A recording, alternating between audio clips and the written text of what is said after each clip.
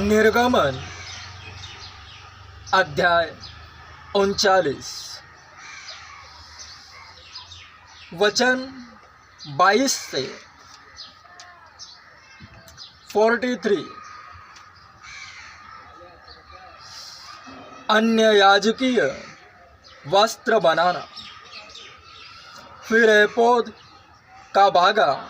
संपूर्ण नीले रंग का बनाया गया और उसकी बनावट ऐसी हुई कि उसके बीच बख्तर के छेद के समान एक छेद बना और छेद के चारों ओर एक कोर बनी कि वह फटने न पाए। उन्होंने उसके नीचे वाले घेरे में नीले, बैंगनी और लाल रंग के कपड़े के अनार बनाए। उन्होंने चोखे सोने की घंटियाँ भी बनाकर बागे के नीचे वाले घेरे के चारों ओर अनारों के बीचों बीच लगाई, अर्थात बागे के नीचे वाले घेरे के चारों ओर एक सोने की घंटी और एक अनार, फिर एक सोने की घंटी और एक अनार लगाया गया कि उन्हें पहने हुए सेवा टहल करे, जैसे यहोवा ने मूसा को आज्ञा दी थी। फिर उन्होंने हारून और उसके पुत्रों के लिए बुनी हुई सूक्ष्म सनी के कपड़े के अंगरखे और सूक्ष्म सनी के कपड़े की पगड़ी और सूक्ष्म सनी के कपड़े की सुंदर टोपियाँ और सूक्ष्म बटी हुई सनी के कपड़े की जांघियाँ और सूक्ष्म बटी हुई सनी के कपड़े की और नीले, बैंगनी और लाल रंग की कढ़ाई का काम की हुई पगड़ी, इन सबों को जिस तरह यहोवा ने मूसा को आज्ञा दी थी वैसा ही बनाया। फिर उन्होंने पवित्र मुकुट की पटरी चोखे सोने की बनाई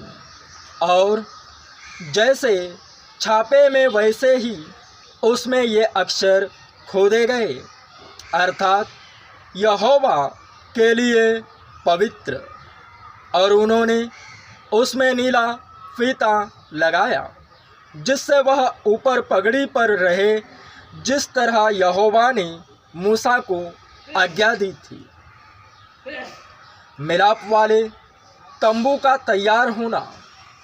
इस प्रकार मिलाप वाले तंबू के निवास का सब काम समाप्त हुआ और जिस जिस काम की आज्ञा यहोवा ने मूसा को दी थी, इज़राइलियों ने उसी के अनुसार किया। तब वे निवास को मूसा के पास ले आए, अर्थात घुंडियाँ, तख्ते, बेंडे, खंबे, कुर्सियाँ आदि सारे सामान समेत तंबू और लाल रंग से रंगी हुई मेढ़ों की खालों का ओढ़ना और सुईसों की खालों का ओढ़ना और बीच का पर्दा, डंडों सहित साक्षी पत्र का संदूक और प्रायश्चित का ढकना, सारे सामान समेत मेज और भेंट की रोटी,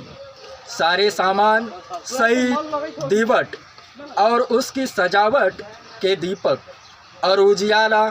देने के लिए तेल, सोने की वेदी और अभिषेक का तेल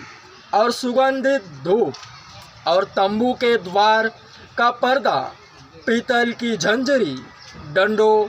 और सारे सामान समेत पीतल की वेदी और पाए समेत हौदी, खंभों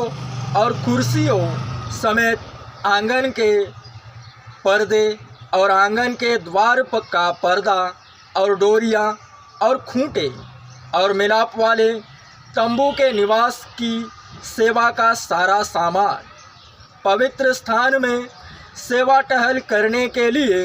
बेल बूटा, काढ़े हुए वस्त्र और हारून याजक के पवित्र वस्त्र और उसके